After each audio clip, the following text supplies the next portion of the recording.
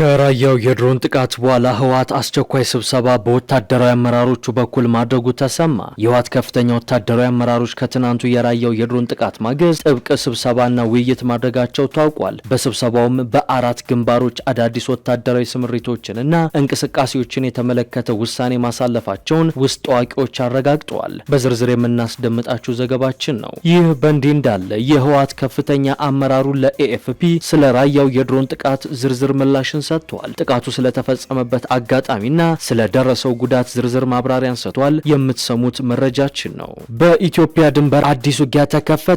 ከአንድ ወር በፊት የሱዳን ጦር ስትራቴጂካዊቷን ኩርሙክን መቆጣጠሩ ይታወቃል። ጦሩ በወቅቱ ከተማዋን ሲቆጣጠር የፈጥኖ ደራሽ ኃይሉ ታጣቂዎች ወደ ኋላ ሸሽተውና ፈግፍገው ነበር። ዛሬ በወጣ መረጃ በሸረሪና ውጊያ ተሳትፏል በሚል የተወነጀለው የፈጥኖ ደራሽ ኃይሉ በሱዳን ጦር ላይ አዲስ የመልሶ ማጥቃት መክፈቱ ታውቋል። ትሰሙታላችሁ። የአዲስ አበባን ጉዳይ በተመለከተ አዳዲስ ውሳኔዎች ተሰሙ። በህገ መንግስቱ አንቀጽ 49 ንዑስ አንቀጽ 5 የኦሮሚያ ክልል በአዲስ አበባ ከተማ ላይ ስለሚኖራት ልዩ ጥቅም የሚደነግግ ሲሆን በምክክሩ ላይ ልዩ ጥቅም የሚለው ድንጋጌ እንዲቀር ስምምነት ላይ መደረሱን ምንጮች ተናግረዋል። በንዑስ አንቀጹ ላይ አዲስ አበባ የኦሮሚያ ክልል ዋና ከተማ ትሁን የሚል ድንጋጌ ግን እንዲካተትበት ነው የተጠየቀው። ይዘነዋል። የተወደዳችሁ የአንድ አፍታ ሚዲያ ቤተሰቦች እነዚህና ሌሎች መረጃዎችን አጠናቅረናል። በተለመደው ቪዲዮ ላይክ አድርጋችሁ በመጀመር አብራችሁ እንድትቆዩ ግብዣችን ነው። ወደ ዝርዝር ዘገባዎቹ እናምራ።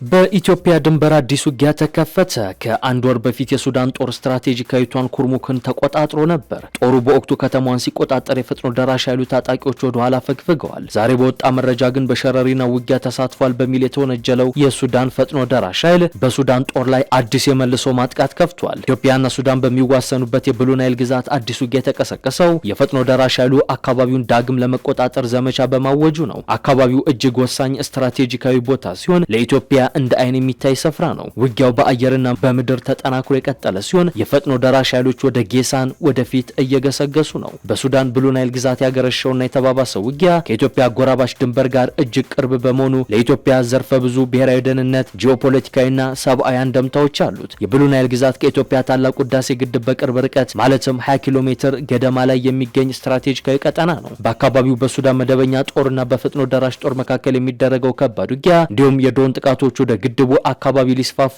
ወይንም የስጋት ቀጠና ሊፈጥሩ የሚችሉ በመሆናቸው ቀጥተኛ የደህንነት ስጋት ይደቅናል። በኩርሙክና በአካባቢው በሚደረጉ ውጊያዎች ምክንያት በስደት ላይ የነበሩ በርካታ ኢትዮጵያውያንና በሺዎች የሚቆጠሩ የሱዳን ሲቪል ዜጎች ወደ ኢትዮጵያ ድንበር እየተሰደዱ ነው። ይህ የስደተኞች ፍሰት ውስን በሆነው የድንበር አካባቢ መሰረተ ልማትና ሰብአዊ እርዳታ አቅርቦት ላይ ተጨማሪ ጫና የሚፈጥር ነው። የብሉ ናይል ግዛት ሰፊና ቀዳዳ የበዛበት ድንበር ያለው በመሆኑ የሱዳን ማዕከላዊ ቁጥጥር መላላት ህገወጥ የጦር መሳሪያ ዝውውርን፣ የሰዎች ኮንትሮባንድንና የድንበር ተሻጋሪ ወንጀሎችን ያባብሳል። ይህ ደግሞ በኢትዮጵያ ድንበር አቅራቢያ ያሉ የውስጥ የጸጥታ ችግሮችን ይበልጥ ሊያወሳስብ ይችላል።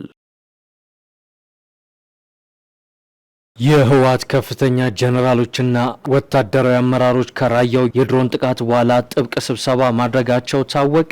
በመሆኒ ከተማ በተካሄደው በዚህ ስብሰባ የተለያዩ ግንባሮች አዳዲስ የጦርነት ዝግጅቶችና ወታደራዊ እንቅስቃሴዎች እንዲደረጉ መመሪያ እንደተላለፈም ነው የታወቀው። ይህ በአራት ግንባሮች ተከፋፍሎ እየተንቀሳቀሰ ነው የተባለው ቡድን የራያ አዘቦ፣ የራያ ጨርጨር ወረዳዎችንና የመሆኒ ከተማን በደቡብ ግንባር ስር አዋህዶ እያንቀሳቀሳቸው እንደሚገኝና ይህንን ግንባር በኃላፊነት እየመራ ያለው ደግሞ የቡድኑ የጸጥታ ኃላፊ አሰፋ አብራ የተባለ ግለሰብ እንደሆነ ለማወቅ ተችሏል። በተጨማሪም በራያ አዘቦ ያለውን የቡድኑን እንቅስቃሴ የዞኑ ምክትል ኃላፊ የሆነው መሐሪ ተስፋይ የሚያስተባብረው ሲሆን የመሆኒ ከተማን ደግሞ የቡድኑ የፕሮፓጋንዳ ምክትል ኃላፊ ዘነቡ የተባለች ግለሰብ እየመራች እንደሆነ ተገልጿል።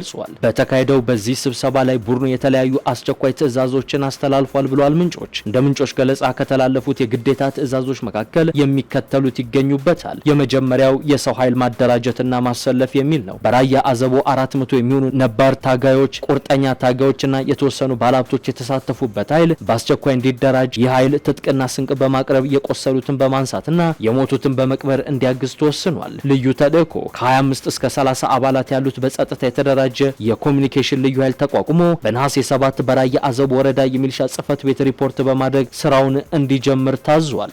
በመቻረማይ ግንባር በኩል ውሃ የሚያመላልሱ የውሃ ዶዘሮች በአስቸኳይ እንዲዘጋጁ እንዲሁም ሁሉም የአካባቢው ስብሰባዎች ከቀን ወደ ምሽት እንዲዛወሩ ተወስኗል። ሌላው ውሳኔ የተላለፈበት ጉዳይ የነዳጅ አቅርቦትን የሚመለከተው ነው። ለራያ አዘቦ 1000 ሊትር ለመሆኒ ከተማ ደግሞ 3000 ሊትር ነዳጅ ከአላማጣ ከተማ በአስቸኳይ ተገዝቶ ለጦር አዛዦችና ለአርሚ ኃላፊዎች እንዲሁም ለአመራሮች በስርዓት እንዲተዳደር ለራያ አዘቦ ወረዳ የሚሆን የእንስሳትና የምግብ አቅርቦት እስከ ነሐሴ 10 ቀን ድረስ እንዲቀርብ ይህም 20 ግመል፣ 10 አህያ፣ 10 በቅሎ፣ 100 በሬ እንዲሁም 1050 ፍየልና በግ የሚያጠቃልል ነው። ለቀብር የሚሆኑ መሳሪያዎች እንደ ፋስ፣ ዶማ፣ መዶሻ፣ ማጭድና አካፋ የመሳሰሉ መሳሪያዎች በአስቸኳይ እንዲሰበሰቡ መመሪያ ተሰጥቷል። ይህ በግልጽ የጦርነት ዝግጅቶችና ወታደራዊ ወሬዎች እየተፈጸሙበት ያለው ሁኔታ በቀጠናው ላይ የጸጥታ ስጋቱን እጅጉን የሚያሳድግ እንደሆነ የመረጃ ምንጮች ተናግረዋል።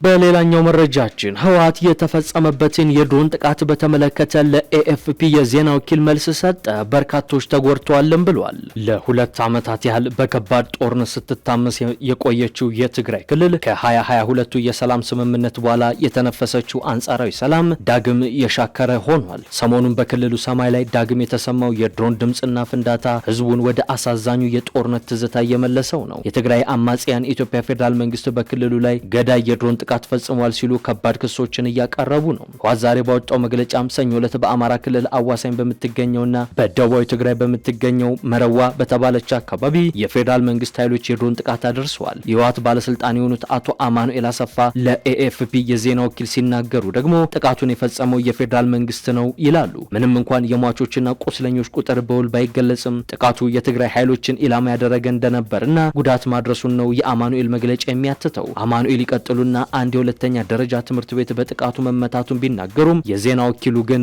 ይህንን በተናጠል ማረጋገጥ አለመቻሉን ዘግቧል። በዚህ ከባድ ውንጀላ ላይ የፌዴራል መከላከያ ሰራዊት እስካሁን የሰጠው መልስ የለም። ይህ ክስተት ግን ድንገተኛ አይደለም። ላለፉት ወራት የፌዴራልና የትግራይ ኃይሎች በድንበር አካባቢዎች ጦራቸውን በስፋት ሲያከማቹ ነበር። ሁለቱም ወገኖች ከ2020 እስከ 2022 ክልሉን ያወደመውን ጦርነት ዳግም ለመቀስቀስ እየተዘጋጁ ነው በማለት እርስ በርስ እየተወነጃጀሉም ቆይተዋል። አሁን ላይ ውጥረቱ ይበልጥ እያደገ መምጣቱን የሚያሳዩ ምልክቶች እየታዩ ሲሆን ህወሓት ነሐሴ 1 ቀን በሰሜን ምዕራብ ትግራይ ከሱዳን ድንበር አቅራቢያ ከፌዴራል ኃይሎች ጋር ግጭት ተቀስቅሶ እንደነበር የገለጸ ሲሆን መንግስት ስለዚህኛው ግጭትም በይፋ ያለው ነገር የለም። አዳዲሶቹ ክስተቶች ውጥረቱ ዳግም ወደ ይፋዊ ጦርነት ሊያመራ ይችላል የሚለውን ስጋት በከፍተኛ ሁኔታ ነው ያባባሰው። ወደ 6 ሚሊዮን የሚጠጋ ህዝብ መኖሪያ የሆነችው የትግራይ ክልል በህወሓት ኃይሎችና በአካባቢው ሚሊሻዎች እንዲሁም በኤርትራ ወታደሮች በተደገፈው የኢትዮጵያ ፌዴራል ሰራዊት መካከል ለ2 ዓመታት በተካሄደው ደም አፈሳሽ ጦርነት ክፉኛ ነው የተጎዳችው። በአፍሪካ ህብረት ግምት መሰረትም በዚህ ጦርነት ቢያንስ ከ600 ሺህ በላይ ህይወታቸውን አጥተዋል። ጦርነቱ በህዳር 22 በተፈረመው የፕሪቶሪያ ሰላም ስምምነት ቢቋጭም በርካታ ቁልፍ ጉዳዮች አሁንም እልባት ሳያገኙ ቀርተዋል። የተፈናቀሉ ዜጎች መመለስና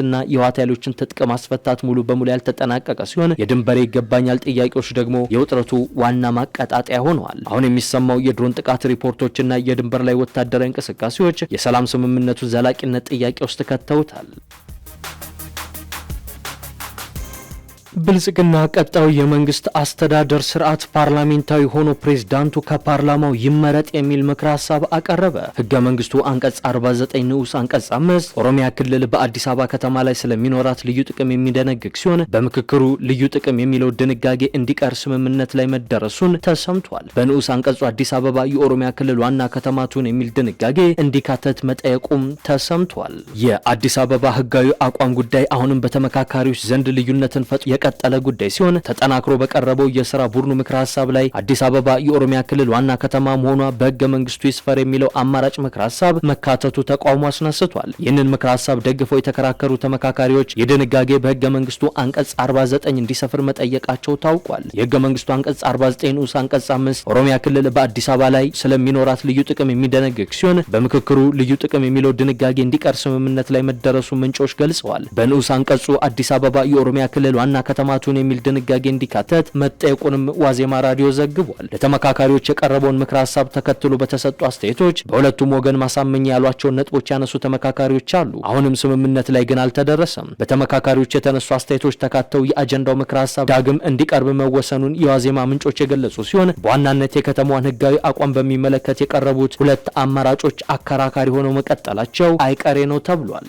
ሌላው አከራካሪው ጉዳይ የመንግስት አደረጃጀት አጀንዳ 4 ጉዳዮች ናቸው። ናቸው። የመንግስት አደረጃጀት ጉዳይ እየተመከረበት በሚገኘው የስራ ቡድን 4 ጉዳዮች ስምምነት አልተደረሰባቸውም በሚል ተለይተዋል። የአጀንዳ ምክር ሀሳቦችን አጠናቅረው እንዲያቀርቡ ኃላፊነት የተሰጣቸው ተመካካሪዎች ያቀረቡት የምክር ሀሳብ ሰነድ በርካታ አስተያየቶችን ማስተናገዱን የዋዜማ ምንጮች የገለጹ ሲሆን ቀጣዩ የመንግስት አስተዳደር ስርዓት ምን ይሁን፣ መሪውስ በምን አይነት መንገድ ይመረጥ፣ የፌዴሬሽን ምክር ቤት አወቃቀር፣ የፌዴሬሽን ምክር ቤት አባላት ምርጫ እንዲሁም የህገ መንግስት ተርጓሚ ፍርድ ቤት ጉዳይ ስምምነት ላይ አልተደረሰባቸውም በሚል ቀርቧል። ቀጣዩ የመንግስት አስተዳደር ስርዓት ፓርላሜንታዊ ሆኖ ፕሬዝዳንቱ ከፓርላማው ይመረጥ የሚል ምክር ሀሳብ በብልጽግና ፓርቲ አባላት እየተቀነቀነ የሚገኝ ምክር ሀሳብ ሆኗል። ፕሬዝዳንቱ በቀጥታ በህዝብ መመረጥ አለበት የሚል ሀሳብ የሚያነሱ ተመካካሪዎችም አሉ። በሁለቱ ምክር ሀሳቦች መካከል ያለው ልዩነት ስምምነት ላይ ያልተደረሰበትና ቀጣይ ምክክር የሚደረግበት እንደሚሆንም ዘገባው ጠቅሷል። የፌዴሬሽን ምክር ቤት አወቃቀር ጉዳይ ሌላኛው ስምምነት ያልተደረሰበት ጉዳይ መሆኑን የሚገልጸው የዋዜማ ዘገባ ሁሉም ብሔሮች በምክር ቤቱ እኩል ውክልና ያገኙ የሚልና ብሔሮች በ1 ሚሊዮን ህዝብ ተጨማሪ ወንበር ያገኙ የሚሉ ሀሳቦች በአማራጭነት ቀርበዋል። የፌዴሬሽን ምክር ቤት አባላት የሚመረጡበት ሁኔታ ደግሞ ሌላኛው ስምምነት ያልተደረሰበት ጉዳይ ነው። የምክር ቤቱ አባላት በቀጥታ በህዝብ ይመረጡ የሚልና አሁን ባለው አሰራር የክልል ምክር ቤቶች የፌዴሬሽን ምክር ቤት አባላትን የሚመርጡበት ሂደት ይቀጥል የሚል አማራጭም ቀርቧል። የህገ መንግስት ተርጓሚ ፍርድ ቤት እንዲቋቋም የሚጠይቅ ምክር ሀሳብ በአጀንዳው መካተቱን የሚገልጹት የዋዜማ ራዲዮ ምንጮች የፍርድ ቤቱና የፌዴሬሽን ምክር ቤት የኃላፊነት ድርሻ ክፍፍል ስምምነት ላይ ያልተደረሰበት አራተኛው ጉዳይ ነው ብለዋል። ፍርድ ቤቱ ያለ ፌዴሬሽን ምክር ቤት ጣልቃ ገብነት ሙሉ ስልጣን ይሰጠው የሚሉና በጉልህ ጉዳዮች ዙሪያ ህገ መንግስቱን የመተርጎም ስልጣን ለፌዴሬሽን ምክር ቤት ይሰጥ የሚሉ ተመካካሪዎችም አሉ። ሁለቱ ምክር ሀሳቦች በአማራጭነት መቅረባቸውን ጠቁመው በጉዳዩ ዙሪያ ተጨማሪ ምክክር ይደረጋል ተብሎም ይጠበቃል። አጠናቃሪዎቹ በሌሎች ጉዳዮች ስምምነት ላይ መደረሱን በራሳቸው በይኗል የሚል ቅሬታ መኖሩንም ዋዜማ የጠቀሰ ሲሆን ነሐሴ 5 የስራ ቡድኑ ምክክር እንደሚቀጥልም ተገልጿል። የስራ ቡድናቸው አጀንዳ ላይ የሚያደርጉትን ምክክር እያጠናቀቁ የሚገኙ የሌሎች ስራ ቡድኖች ተመካካሪዎች በፌዴራል ከተሞች ጉዳይ ላይ እየተመከረ የሚገኘው የስራ ቡድን ውጤት ሳይታወቅ በስራ ቡድናቸው የምክር ሀሳብ ሰነድ ላይ እንደማይፈርሙ ገልጸዋል። በስራ ቡድን ደረጃ እየተደረገ የሚገኘው ምክክር አስቀድመው የጀመሩ ቡድኖች ምክር ሀሳባቸውን አጠናቅረው ሲያጠናቅቁ የአዲስ አበባን ጉዳይ እልባት እስኪያገኝ በምክር ሀሳቡ ላይ ከመፈረም ለመቆጠብ የወሰኑ ተመካካሪዎች እንዳሉም ዘገባው ጠቅሷል። የተወደዳችሁ የአንድ አፍታ ሚዲያ ቤተሰቦች ለምሽት የያዝናቸው መረጃዎቻችን እነዚህን ይመስሉ ነበር። አብራችሁን ስለቆያችሁ እጅግ አድርገን እናመሰግናለን። መልካም ምሽት።